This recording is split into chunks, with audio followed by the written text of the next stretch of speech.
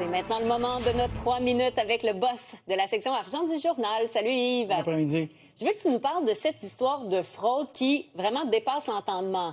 Les courriels d'un courtier immobilier ont été interceptés par un fraudeur et il a réussi, ce fraudeur, à détourner 93 000 $. C'est quand même incroyable, cette histoire-là, Marianne. Ça fait longtemps. Tu sais, à tous les jours, on a des histoires de fraude, d'arnaque financière, mais celle-là, là, est vraiment incroyable. Donc, il y a un courtier immobilier qui s'en va chez son notaire pour un emprunt hypothécaire de 93 000 $.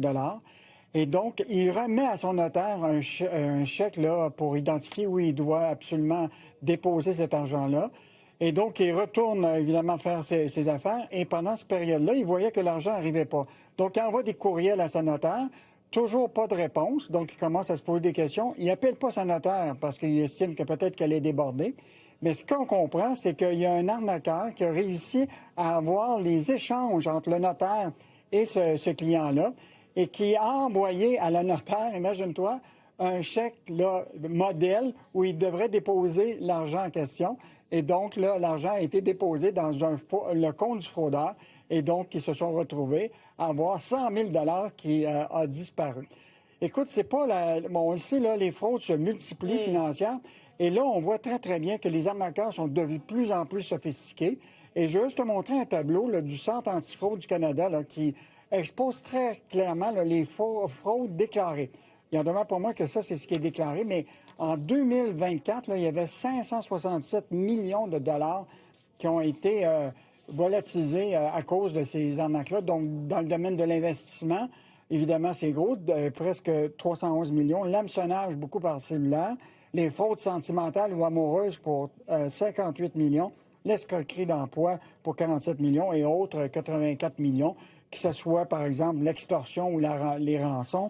Tu as les arnaques, la récupération frauduleuse d'argent et évidemment la marchandise frauduleuse.